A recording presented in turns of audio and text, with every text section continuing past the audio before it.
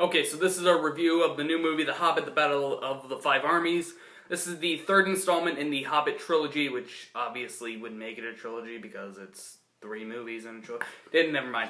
But, just overall impressions out of the way, really good movie, a really solid film. It has problems here and they're I guess you could say they're big problems, but they don't take away from the story or the movie experience for me.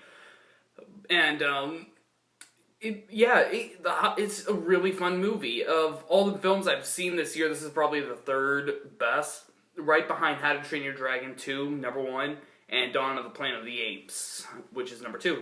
And this is number 3, because great movie. And while we're talking about this being the third installment, I might as well talk about what I thought of the last 2 installments of the Hobbit trilogy. The Hobbit: An Unexpected Journey and The Desolation of Smaug. The first Hobbit film, I had fun at. I thought it was fun. It felt more kid-oriented. Like, I don't want to say it was a kid movie.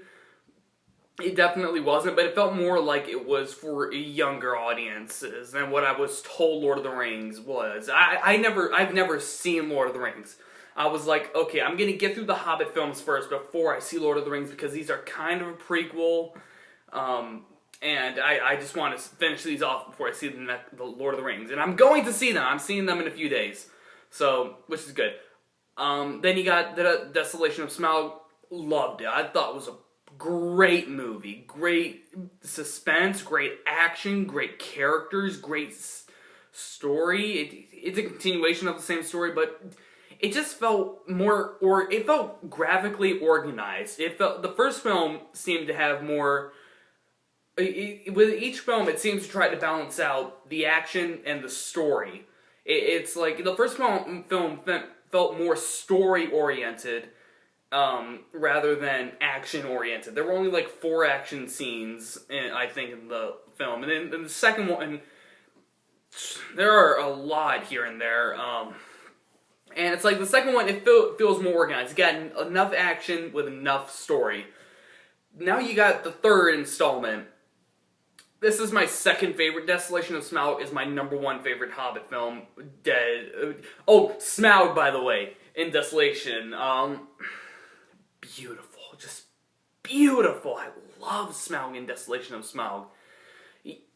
Perfect. I couldn't ask for it to be any better except for it to be longer. I wanted more of him. But there was just enough in there. Now you got the third installment. It does have one problem, but I'll address the problem later. But let's get the story out of the way.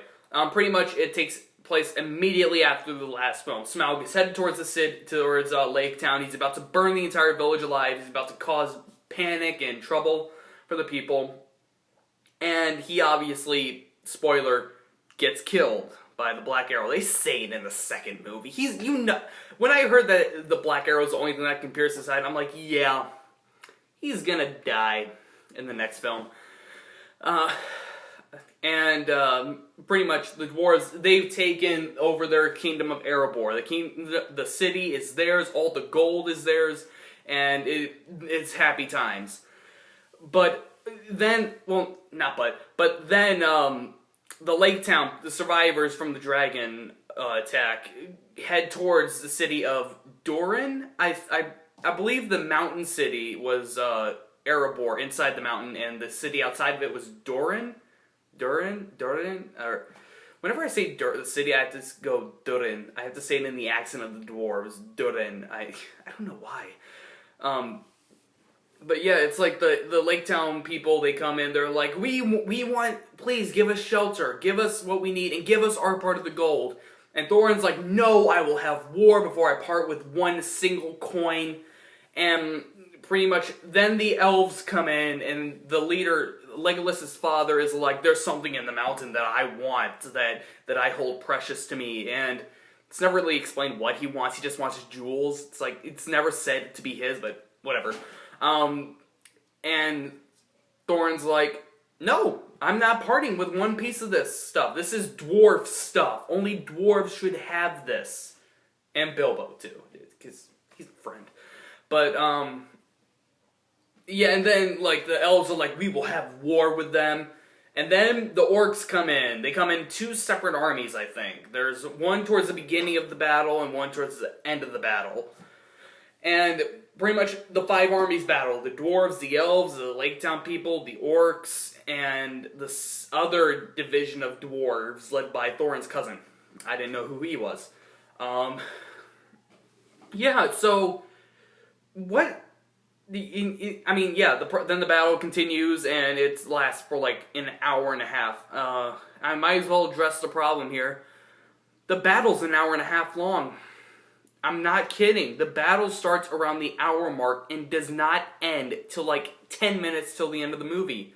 It makes, honestly, no... You could have shortened it down to 45 minutes easily. Showed the beginning and end of the battle. That's all you... The middle, I swear, is just fluff. It's just getting the Transformer crowd in there. You know, the people who like seeing stuff blow up, spears being thrown, people getting shot, stabbed, and decapitations left. The middle of the battle, the solid 20-30 minutes of that is just for that crowd.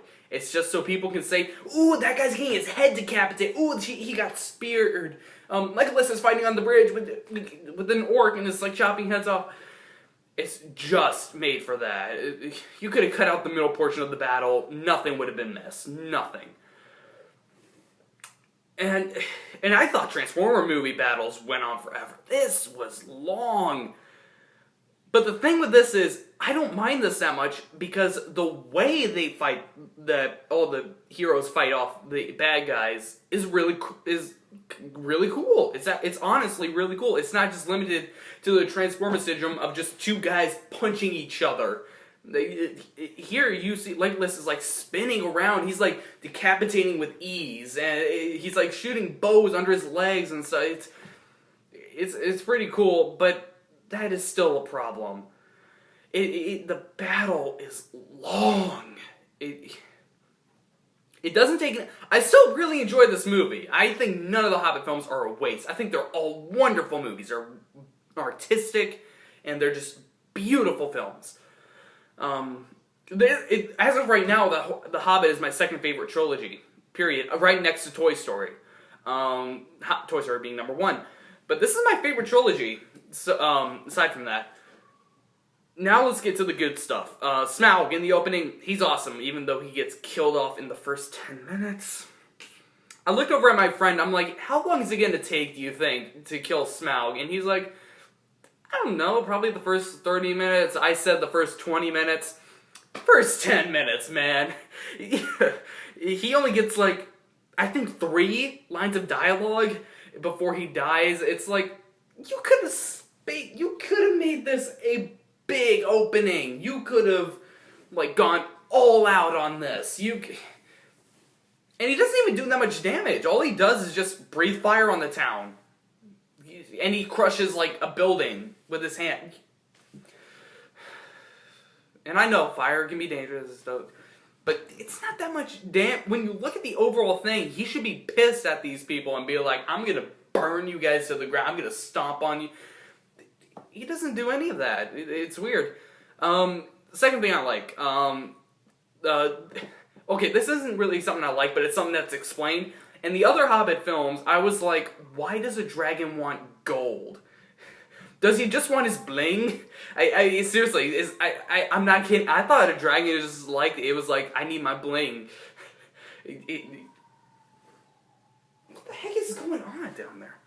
Sorry, there's a vent right behind me, and I can hear there's screaming going on downstairs. Maybe the orcs have entered my house because I'm giving this film a positive review. I don't know. But yeah, the disease. There's this disease apparently that causes dragons to want gold. They want gold.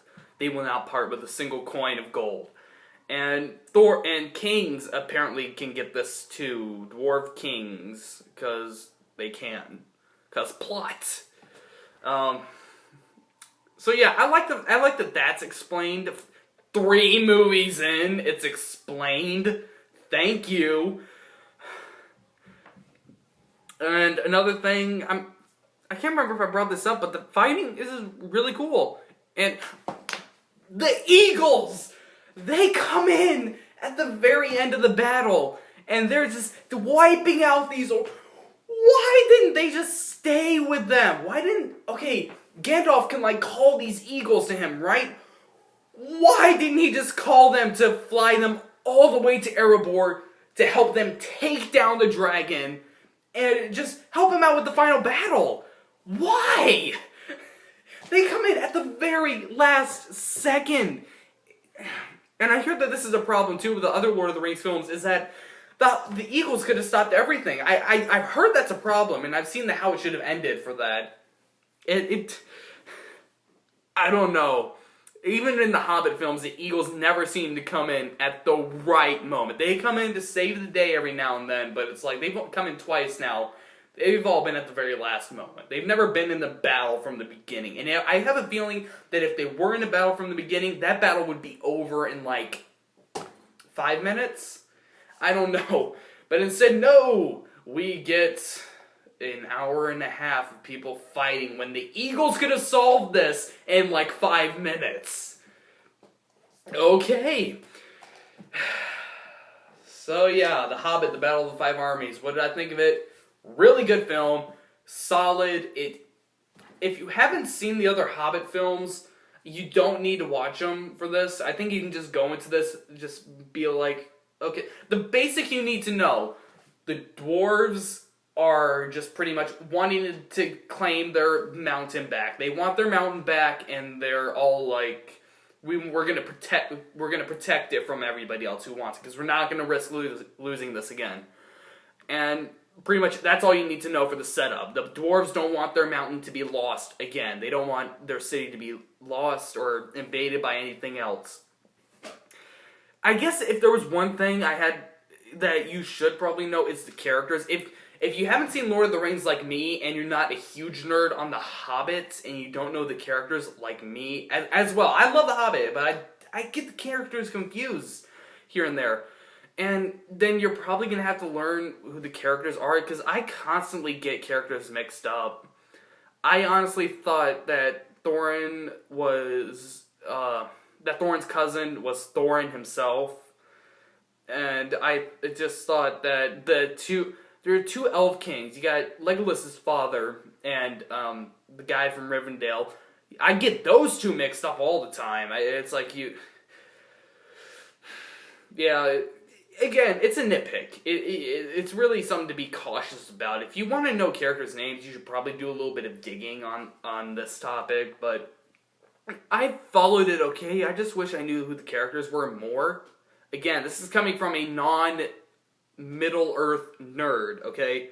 My friend is a Middle-earth nerd, okay? And I'm pretty sure he'll take full pride in that. He loves Lord of the Rings, and he knows. I every now and then I would lean over, I'd be like, "What is that? Who is that?" And he would respond, and it's like, "Thank you. What would I do without you?" Yeah. And so yeah, Battle of the Five Armies. And also, the 3D. I saw this in high frame rate 3D on the big screen. Beautiful. Honestly beautiful. And I don't say 3D is good all the time. I honestly don't. And just the way it looked great. If you can't see this movie in high frame rate 3D, it looks amazing. Like, honest to God, amazing. So, yeah. That's it for this. Thanks for watching. See the Battle of the Five Armies.